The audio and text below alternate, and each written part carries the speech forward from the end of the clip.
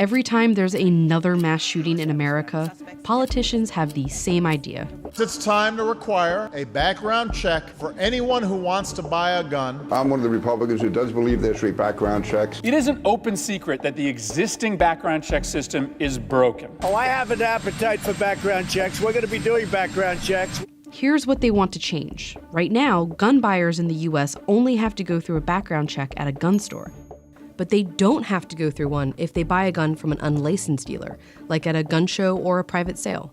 But with universal background checks, everyone who buys a gun would have to go through one. Pretty much every American is in favor of this. There's only one problem. Universal background checks won't solve America's gun crisis, but there's something else that might. To understand how background checks work, it helps to imagine two very different people who both want to buy a gun. The first person is dangerous. Maybe he has a history of domestic violence or mental illness. And most importantly, he has a record. And the second one is not dangerous. He just wants a gun for protection or to go hunting or 'cause shooting guns is kind of fun. Before either one can buy a gun, they first have to go through an FBI instant background check. And I mean instant. It only takes an average of 108 seconds to get a response from the FBI's database. That database is made up of records sent in by state police and other agencies, and it's checked to see if the buyer has things like a criminal record, addiction, a restraining order, or has been hospitalized for a mental illness. Under a universal background check system, anyone buying a gun, whether in a gun store or through a private sale, would have to be checked through that database. That means our second person walks out with a gun, and our first person with a criminal record doesn't. Or at least he shouldn't. I've done a lot of reporting on this. We have just seen time and time again that background checks do not stop people who we don't want having guns from actually getting the weapons. There are a couple problems with the background check system. One is that the FBI database is about as outdated as its logo. It's missing millions of records. That's why the Charleston church shooter was able to buy a gun, despite having a record.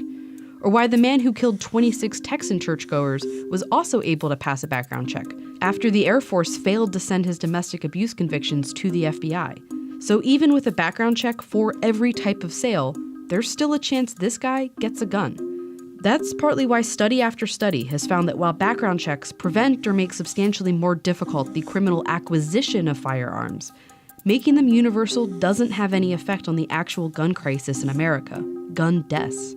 A Johns Hopkins study of California, where comprehensive background checks were implemented in 1991, found that the law was not associated with changes in firearm suicide or homicide, thanks in part to those incomplete and missing records.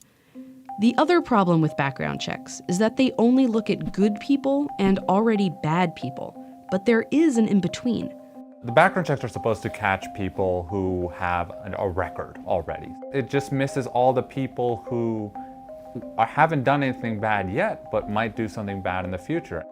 Herman is not advocating for a Minority Report situation. He's talking about someone like this guy, who's also dangerous, but who doesn't have a record. Under a universal background check system, he could get a gun in 108 seconds. But there's another system that could prevent this. 12 states in DC have gone one step further and established a licensing system. How's it different? Well, here's how it works in Massachusetts. Before you ever go to a gun store, you first have to take a firearm safety course. Then you have to go to the police department and submit an application, give references, and give your fingerprints for a background check. Then not only is the FBI database checked, but all local law enforcement agencies, wherever you've lived, are directly contacted, along with the Department of Mental Health. That entire process in Massachusetts usually takes about 3 weeks. And most people, about 97%, pass. Nothing about a licensing system will prevent a law-abiding citizen from going through the process and obtaining a firearm.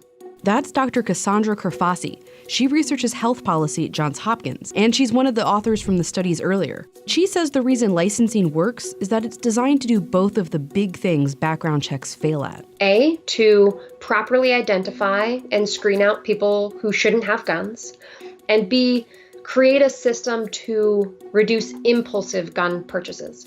The licensing system is more comprehensive than the one database background check system, so our criminal will be reliably denied a gun.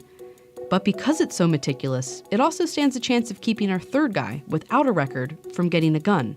There are people who may want to impulsively acquire a firearm, for example, to harm themselves or others. And the process of obtaining a license can at least delay that person during that time of crisis, or, maybe deter them from getting that firearm at all. In 1995, Connecticut implemented a licensing system. Over the next 10 years, they saw a drop in gun homicides and gun suicides.